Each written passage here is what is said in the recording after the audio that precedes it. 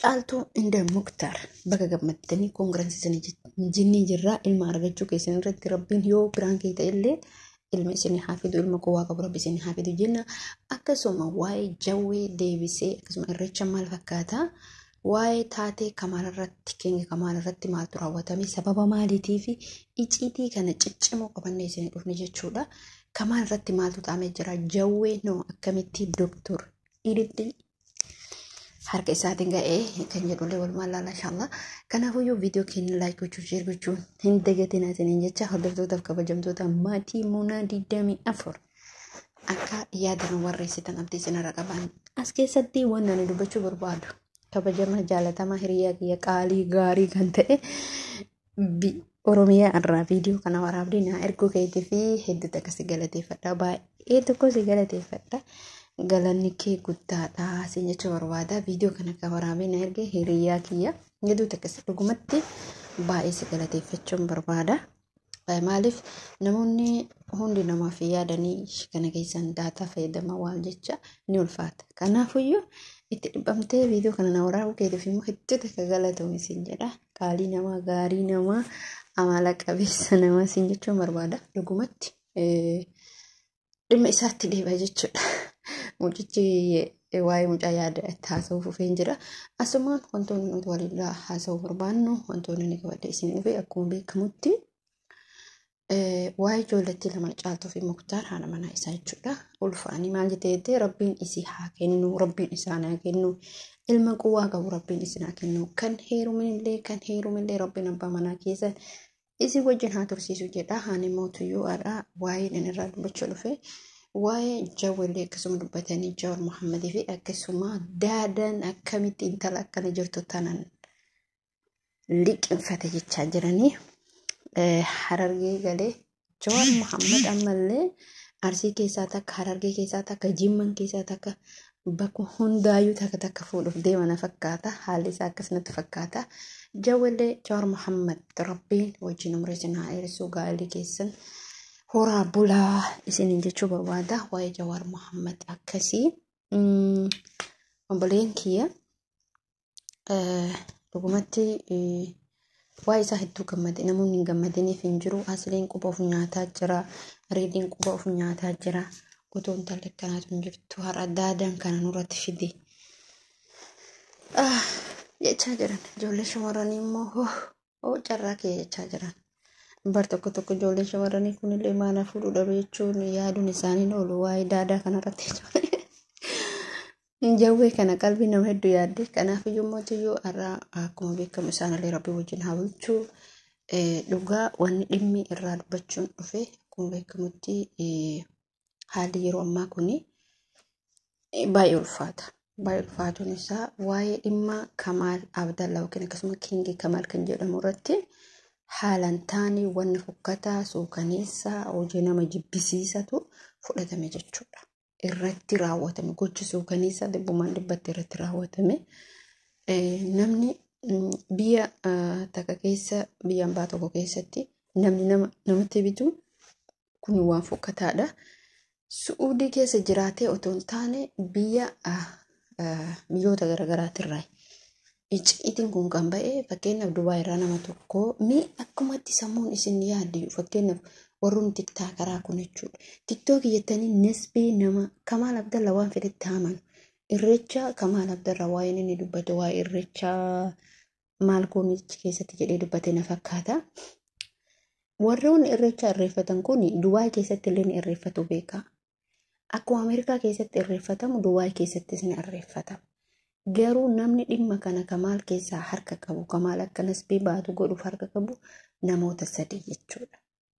Ka bitamee dhufe katumamellee nama sadii moo afurtu tume jechuudha. Kamaal Abdallaa kuni maaltu isatti fidee kana maaltu isa goosisee ceetee isaa kan jettan taate dhugumatti wallaala nuuni beeka jechuudha. Garuu immoo ilma Oromoo tokko ta'ee maaltu nama ajjeesuu ga'ee abbaan qarbii ofii adda isaa bu'ata. Ofii itti gaafatama. Ati gaafatamtu bakka isaa buute waan fedhi yoo dalagee fakkeenyaaf namni waan fedhi tokko yoo dalagee mataa isaatu itti gaafatama. Amma Kamaal Abdallaa ta'ee ana ta'ee si ta'ee mataa kee ta'e irreecha ittuma haa amanuu waa'ee irreecha kadeef dubbannu taate. Kamaal Abdallaa itti haa amanu. Ati ofii keeti amantaa kee ofii dhuunfadhu malee isaanii nasbee nama arrabsi. Arrabsi bara arrabni rakkoon qabu garuu immoo itti bittee sabni biyya biraa fakkeenyaaf saba biyya biraa fudhatan uummanni suni naman tokko beeka lafaa ka'ee naman tokko mallaqa nyaatessi tuqa. Ijoolleen suni jechuudha ijoolleen sun saba biraati tarii Keeniyaa ta'uu dandeetti, tarii Ugaandaa ta'uu dandeetti, tarii Naayijeriyaa ta'uu dandeetti hin beekamu. Isin galee garuu ijoollee kana tumte kuni saba Oromoo odoo hin taane saba Amaaraa odoo hin taane saba biyya biraati jechuudha. Saba biyya biraati. Takkii Ugaandaa, takkii Naayijeriyaa, takkii maal jedhamaa Keeniyaa ta'uu danda'a. Namni waan kana goosise kuni nama lubbuu isaa barbadeessuu barbaadu. Nama lubbuu isaa otoo tumuu battuumsiisuu barbaadu ijoollee Habashaatti ergaa ijoollee Oromootti ergaa barmallaqa nyaatiif tumee gadhiisu. Garuu immoo gochi namni kun sadiin kun raawwate kuni nasbii namaa baasu. Nasbii namaa baasutti murteeffatee dhufe jechuudha. Xalabaan ishee Dubaay irraan xalabamaa. Dubaay irraa erga xalabame fakkeenyaaf qaxxitaa mana Kamaal dhufuu danda'a. Xalabaan tokko jechuun loogeeshinii argee bakka fe'eetti dhufuu danda'a. Kamaal hoo waan kana bakka kanatti koottaa maaliif handhuu oduu magaalaa Makkaa guddittiin jirtu bakka hin taanetti maaliif achitti koottaa jedhaan. Wallaalummaa isaaniiti kunuun beeka.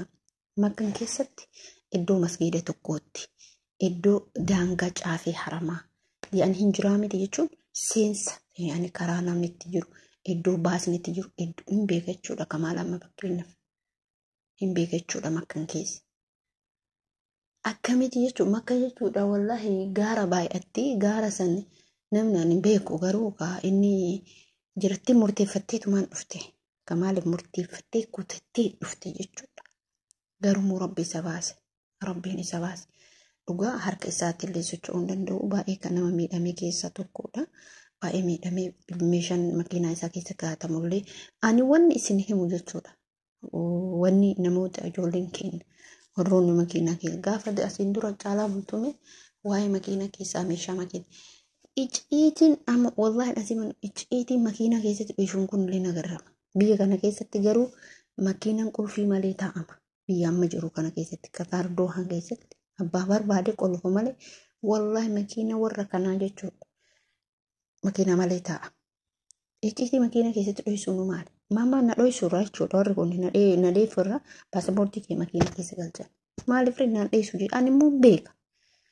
Wallaahi waa mana kana keessa jiru hin beeka waa ala jiru sanillee hin beeka waan isin ajaa'iburra. Garuu icciitii maal makiinaa keessatti waa dhoysatu maali? Makiinaan takkee hin gubataa takkee maal ta'a manni san maa ta'u garuu mootummaa waan nama qunnamu hin beekan laala amma mistirri hedduu yoo achi keessa makiinaa keessan keessa ka jiraatu ta'e fudhamee baamee hin baama jechuudha. Garuu immoo alhamdulillah caaltummaa inni nasbee isaa baraaruudha. Nasbee isaa baraaruun waan nasbeen isaa ba'uun suni waan guddaa otoo har'a nasbeen isaa sun ba'uu baatte namoonni sadiin Kamaal Abdallaatti bitaman kun har'a firfirfamanii bayan firfirfamee miidiyaa irratti bayan. Deemee sana ganda isin naqa. Ani warrooti tiktookii kun ani wallaahi na jibbisiisa. Alhamdulillah rabbil alamin. Warroonni seeran dalagatan hin jira. Warroonni seeran dalagatan itti fayyadaman hin jira. Warroonni gaduma taa'ee namumaaf nama walitti naquu gandaaf ganda walitti naquu ollaaf olla jechuun ijoollee tiktookii tokko waliin jaalatu bara. Fakkeenyaaf ollaanii tiktookii keessatti ta'e hundi isaatu waluma nyaata. Maaluma baruma kana isin jedha. Wallaahi na ajaa'iba akka wayii kanatti ilmi namaa kun akka sammuun isaaniitti yaadu. Ka Rabbiin qajeelchee hojii isaa fi tapha isaa taphatee online irraa bahe. Garuu ka Rabbiin arrabatti kaasee maal jedhee amma wallaahi nama jibbisiisa haala tiktookii kana ulaalan jechuudha. Kanaaf maal isiniin jechuu barbaada odoo wanni akkanaa kun dhaabate.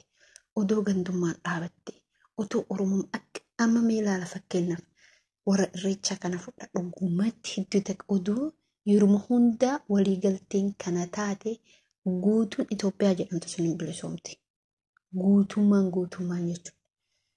kun Amaara kun maali kun oduu jechuullee baate walumaa galteen jiraatte guutummaa Itoophiyaa sun hin bilisoomti. Maaliif amma akkana ta'e jedhee isin jedhe isin fakkaate.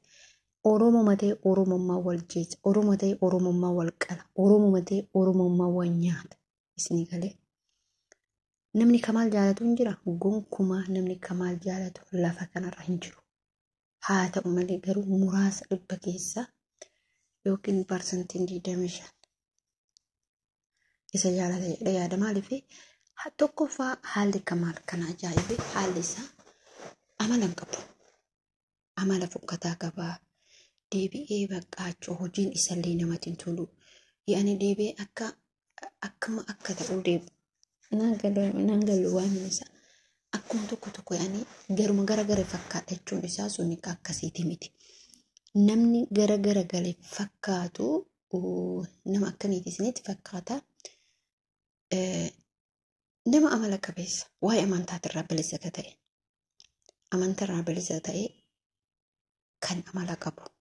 Fakkeenyaaf namni amantaa tokkorraa bilisa ta'e fakkeenyaaf Kamaal haala uffannaa isaatu akka amantaa isa fakkeessa akka fakkeenyaaf yookiin akka sheekawee godhataa yookiin akka aartistii godha waan maan isaatu nama galu bakka namni maaliif isatti gubatee illee keessa seenee kan gochuu danda'e haala amala isaa fi gochi isaa kana gochi isaa nama gammachiisu dhugumatti nama gammachiisu an takkaa garuu viidiyoo isaa nageeffannee jechuun viidiyoo ijoolleen Facebook irratti gadhiiftu YouTube irratti gadhiiftu dhageeffadha waa'ee Kamaal jechuudha hin dhageeffadhu.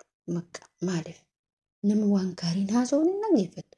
Nama hojii isaa akka bukootti wal bukeessuun hin dhageeffattu. Yoo amantaati jette yoo aartistiitti jirti barama fakkeenyaaf aartistii fudhadhaa. Aartistii yoo taate nama miiliyoona meeqatu si ilaala. Mucaa dhiyoo viidiyoo hojjette nama miiliyoona tokkoffaatu ilaala. Maaliif aartistii isaa sanitti jirteeti. Sheeka yoo ta'e sheekummaa isaa sanitti jirte. Sheeka bara akkatti bu'aa fi jiran agartani. Amma Kamaal Abdallaa waa'een isaa uummataa gaduu dide. Mata dhukkubsii ta'e, bu'oo ta'e, banadoolii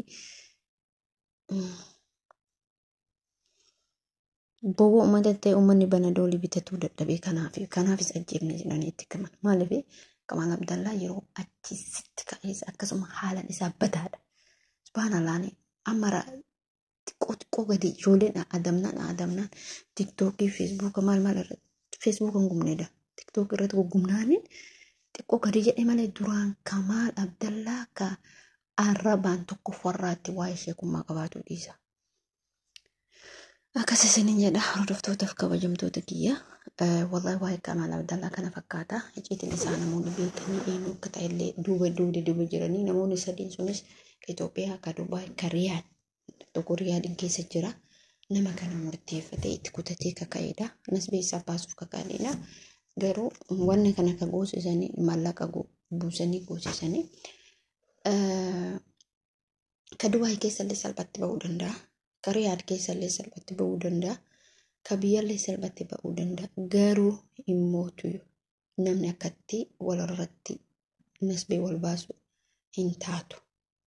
Kanaaf viidiyoon kiyyaa waa'ee Kamaal Abdallaa kana fakkaata. Taatee irreecha irratti ta'ee isin odeessa barbaadaa xiqqoo irraa maaliif yoo jettanii taateen irreecha irraa hedduu kan nama gammachiisu kan miidiyaan hedduun irraa dubbateedha. Waa'een irreechaa akkaataan uffata aadaa isaanii aadaa garaagaraa sirba aadaa garaagaraa maal jedhama tokko. Wantoota garaagaraatiin kan beekamedha. Irreechi barana bakka heddumata kan namatti toludha jechuudha. Walumaa galatti maaliif hojjettanii irreecha jechuun wallaahi hedduu takkatti gammade alhamdulillah rabbil aalamiin ani hedduu itti gammadee maaliif ahamshee irra guddaan nagaan bayanii nagaan galuu biyya kiyyaa isaan barbaada. Maal hojjette biyya takka keessatti yoo nageenyi jiraate maatiin kee ollaan kee firri kee biitti teessuun walumaa galatti gadi ba'ee nagaa yoo gala hedduu takka namatti tola. Akkasuma hiriyoonni keetis nagaan bananii gammadanii yeroo galanitti hedduu takka namatti tolan jechuudha dhuguma dubbachuu. Kanaaf irreechi hora Finfinnee haala bareedaa fi haala ajaa'ibaatiin bara baranaa gaggeeffamee ture. Akkasuma warroonni asin dura waa'ee caatii hin kaasanii ture hamma mootummaa ga'utti waa'ee caatiitti irraa dubbatanii turanii. Wallaahi ijoolleen beekuu fi didde akkuma jedhame waa'ee Hamzaa jechuudha. Hamzaan achi keessatti wallaahi caatii isaa keessa bayatee agarsiifate mirga guutuu qabaachuu isaa caatiin biyya kana keessatti akka feetetti yaa'anii jireenyummaan Harargee wallaahi ani garuu beekullee nama keessu akka odeeffadhutti Harargeen guututti jireenyi isii caatiidha jedhama. Fakkeenyaaf naannoo Arsii, naannoo Baalee, Shaashamannee walumaa galatti naannoo Shawas ta'e dhugumatti jechuudha. Dhugumatti